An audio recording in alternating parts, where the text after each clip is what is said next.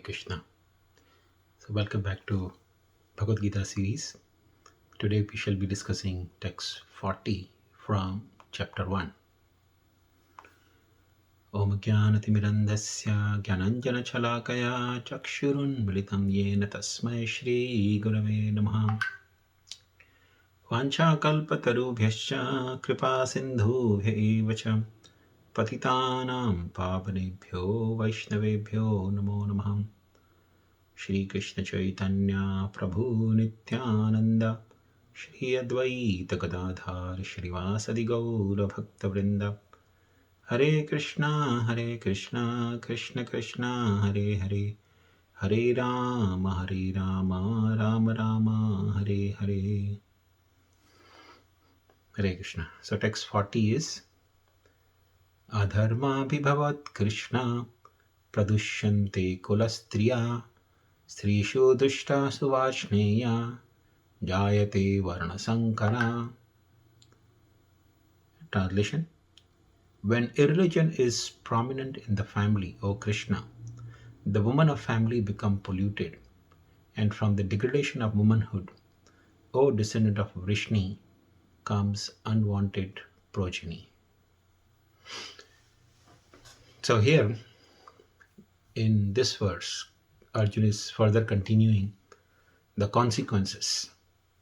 As we discussed in the previous verse, Arjuna was discussing about what happens when kula-dharma is destroyed.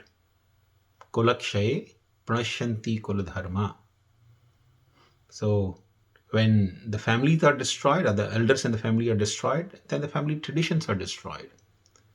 And with the destruction of family traditions, the entire family becomes involved in irreligion. So here in this verse, he's describing what happens after the family becomes involved in irreligion, adharma. Adharmābhibhavāt. Once the families are involved in adharma, Kṛṣṇa, O Kṛṣṇa, praduṣyanti kula-striyaḥ. Arjuna is saying, women are polluted. The family, every family has women. Man and woman both are there. So when the men are killed, what happens? The women are polluted.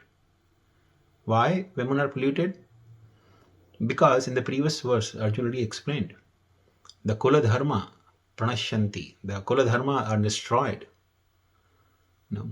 What is the meaning of kula-dharma destroyed? Kula-dharma means there used to be in every family lot of family traditions, especially in varṇāśrama system or Vedic society. There used to be so many festivities and functions which were related to dharma, which were related to one's prescribed duties. So whenever there is a festivity, naturally men and women both become fully occupied. Especially women make a lot of arrangements.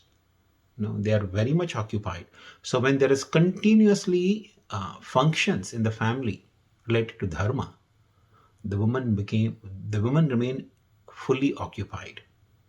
Men are occupied by making arrangement to collect the sufficient money and resources so that the festivals can be arranged, and women are fully engaged in making arrangements for the festivals like cooking, cleaning, or making other arrangements for reception of guests. So in this way, men and women used to be fully engaged, because there used to be a lot of kula-dharma, there used to be a lot of family traditions in every family. So when there is elderly men in the family, they are killed. Naturally, nobody is there to guide in the family everyone what kula-dharma to follow, what traditions to follow in the family. So when there is no one to guide, what happens is the whole family becomes involved in adharma. Nobody really cares to follow the traditions. So the first and foremost effect of that is on the woman, because women become ideal. Man or woman, if they become ideal, there's a saying, proverb, right? Ideal brain is devil's workshop. So the varnashram system, the Vedic society used to be designed in such a way where men and women were fully engaged in the prescribed duties related to dharma, related to religion.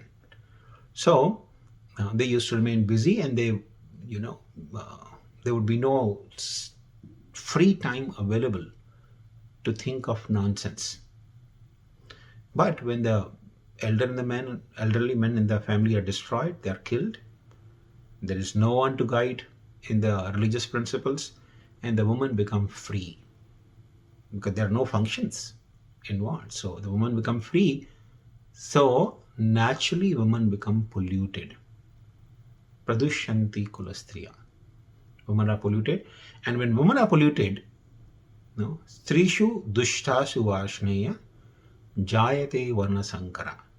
When women are becoming polluted, the natural result is they indulge in unrestricted free sex with the unscrupulous men, and then the whole society becomes flooded with varṇa-saṅkaraḥ. Varṇa-saṅkaraḥ means unwanted population.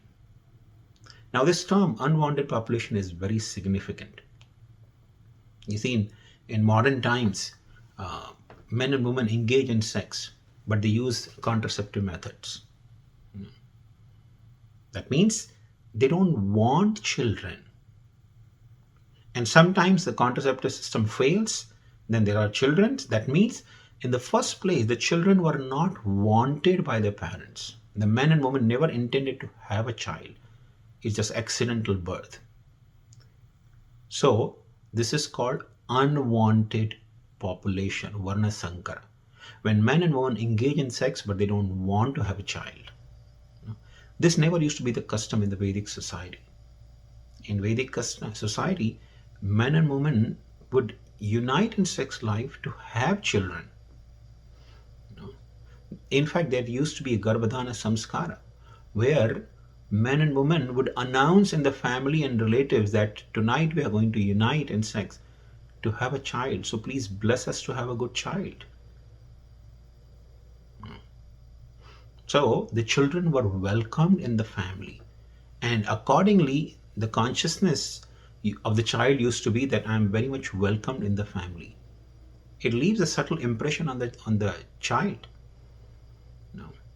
When parents want to use contraceptive methods and the child is born accidentally, that leaves a subtle impression on the child's consciousness that I am not wanted here. And generally, when the men, unscrupulous men, make the ladies pregnant, they leave the ladies behind, like today's society. The men and women engage in sex and the man goes away, and then woman has to take care of children.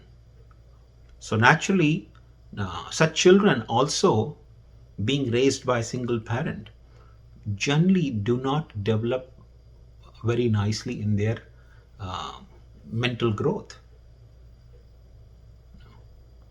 And being deprived of that support from both the parents, children generally do not grow very well. And such children generally constitute unwanted population. That means many of them, they take to the lifestyle which is not very much welcome in the society. And many of them, they even become criminals. So it plays a very, very important role for having the elders in the family. Especially the men and women together, when they raise the children grow very nicely. And therefore it is very crucial. Therefore Arjuna is giving the reasoning here that these men should not be killed. Otherwise it will have serious repercussion. And Arjuna, being a king, a politician, he can foresee these consequences coming. And therefore he is insisting that I don't want to engage in the war. So this is sum and substance of this verse. Thank you very much. Hare Krishna.